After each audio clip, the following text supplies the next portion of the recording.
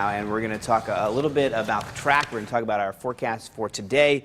We're going to talk about the breakdown about what you can expect and when from this hurricane as it continues to move towards South Florida. Now, for the moment, it is still fairly far to our southeast. Not too far, though. Close enough, obviously, that we're under a hurricane warning across the area, which means we will likely experience hurricane conditions within the next 36 hours. So the center of the storm right now is north of eastern Cuba and heading up to the northwest at about 12 miles per hour. The hurricane warning extends from Broward County all the way up to north of our viewing area, but every county in our area is included in the hurricane warning.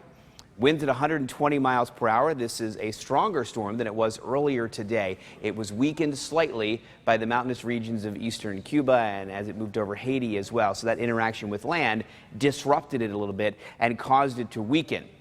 Well, that's all relative. Weakened from a Category 4 to a Category 3 storm. A Category 3 hurricane is still a major hurricane. Winds of 120, but gusts up higher than that. It is likely to re-strengthen into a Category 4 storm as it moves up through the central and northern Bahamas tomorrow. Maybe as early as later tonight, but at this point it looks like tomorrow. And then it moves up towards South Florida by the time we get to Thursday night. Again, Felicia's going to break this down a little more for you coming up in a few minutes, but it's around this time when we could start experiencing hurricane conditions across South Florida. That means winds above 74 miles per hour, 74 miles per hour or above. We could see very damaging gusty winds. That is likely. Storm surge, rough surf, beach erosion, all of that with the hurricane conditions. That continues into Friday morning, especially for the Treasure Coast, because things will begin to slowly clear from south to north, but the Treasure Coast could still be experiencing hurricane conditions through the morning hours, and then the storm moves well north of our area by Saturday and Sunday, and our weekend looks very nice. So let's take a quick look at the Vipercast winds here, and this is really one model in particular, the American model, but we wanted to break down the timing for you and show you exactly when we could experience certain types of wind. So this is tomorrow morning, 2:30 in the morning, winds above 20 miles per hour, possible. Here is tomorrow morning around 11 a.m., winds above 30 miles per hour. And here is tomorrow afternoon, around 3, 4, 5, 5:30 p.m., winds picking up to tropical storm force winds above 40 miles per hour here. This is 46 miles per hour. And watch this. As we get into early Friday morning, we're looking at winds continuing to increase. Hurricane force winds possible overnight Thursday into Friday morning. There's 6:30 on Friday morning, and the potential for hurricane winds continuing up along the Treasure Coast, but winds slowly getting lighter and lighter down in southern parts of our viewing area. So let's break it down with Felicia, what to expect day by day. Thanks a lot, Glenn. Of course, we are urging everyone to get whatever you haven't finished already done today, because as Glenn just showed you, conditions are going to deteriorate quickly, especially as we head into the latter part of Thursday. So for today, winds out of the east-northeast 15 to 30 miles per hour. You're already going to start to notice those winds getting a bit gustier as we head into the afternoon and certainly by the evening. We're going to start to be impacted by some of the outer rain bands as well. Some of those are going to move around, and they are going to move into our area late this afternoon into the evening. 1 to 2 inches of rain possible, mainly just for the later part of the day. And there is a slight tornado threat associated with that simply by those rain bands moving onshore.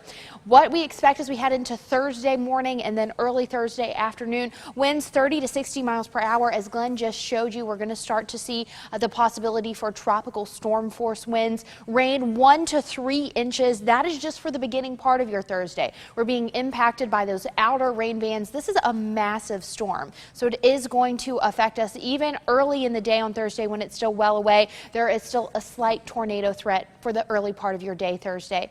It's late Thursday into early Friday when we really think things could get a little dangerous, just to be honest, for lack of a better word, especially if you have not prepared. We want to make sure you know that this is when conditions are going to be deteriorating the fastest. This is when we're going to see the peak of the winds out of the north, 60 to 70 miles per hour or more, especially along the Treasure Coast, where the forecast is to have the center of Matthew a little bit closer. Rain an additional 2 to 4 inches on top of the 1 to 3 inches from earlier in the day, and hurricane conditions are certainly possible, if not likely, at that point. By Friday early in the day, we're going to be dealing with winds out of the northwest, 50 to 70 miles per hour early on.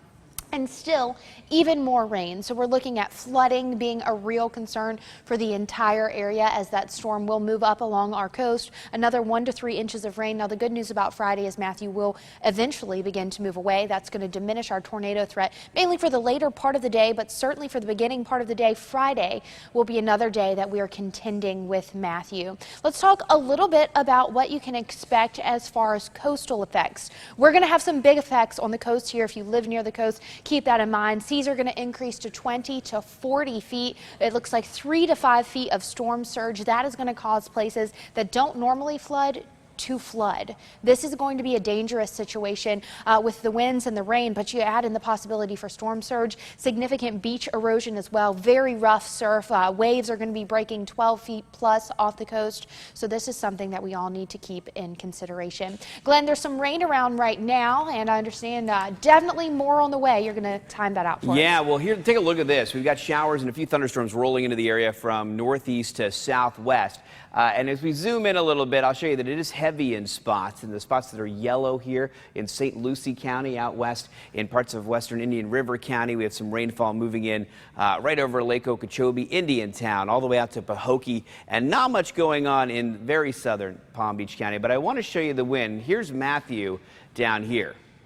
And look at the huge wind flow all the way around Matthew and all the way down through South Florida. Now, the actual rain bands from the storm are still up in this area here, but this rain getting caught up in the flow around Matthew and being brought in to our area, and that's going to increase through the afternoon. So as we take a quick look at your 7-day forecast here, the chance for rain will jump up to about 70% this afternoon, with showers and thunderstorms possible.